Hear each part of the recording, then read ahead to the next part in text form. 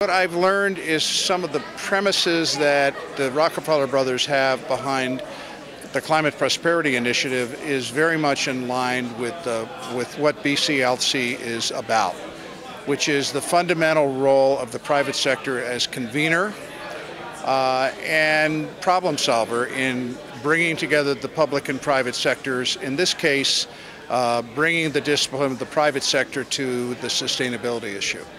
This conference has been terrific for me because it showed me the power of what happens when you bring together businesses, chambers, governmental entities, and nonprofit organizations to set a new future for resilient communities. And I learned a lot at R4. I think this whole notion around resiliency is a very important concept because economies, environment is not as predictable as it was before. And so communities that are able to respond, to be able to adapt and change, are really important in terms of their long-term sustainability. I also believe that the combination of public-private partnerships to support communities to build the infrastructure to be resilient are also important. And it's been an amazing experience, very intimate opportunity to network and learn more about what, organizations in the public and private sector are doing to advance corporate social responsibility and sustainability and environmental innovation.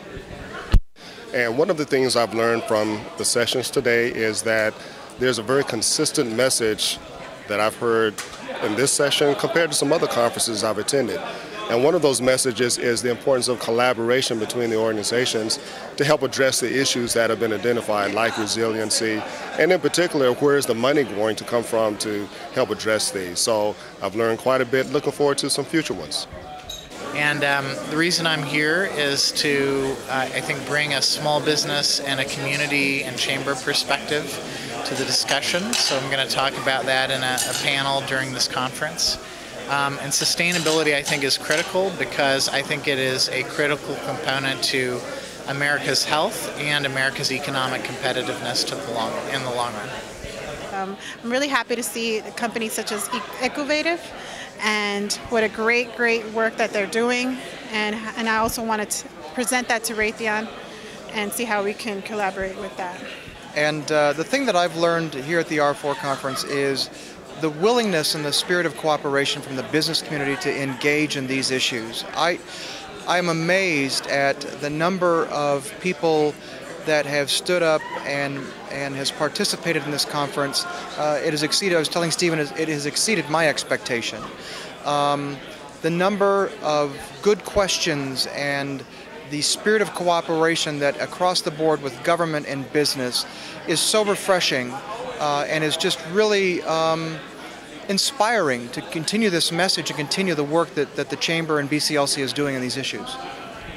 I think the U.S. Chamber has a unique opportunity to bring practitioners together in a scale and a scope that other organizations can't. And for a profession that is so splintered, it's critical that this group, particularly given that the U.S. Chamber has this kind of outreach, bring people together to start looking at the business case for corporate responsibility, sustainability, and environmental issues.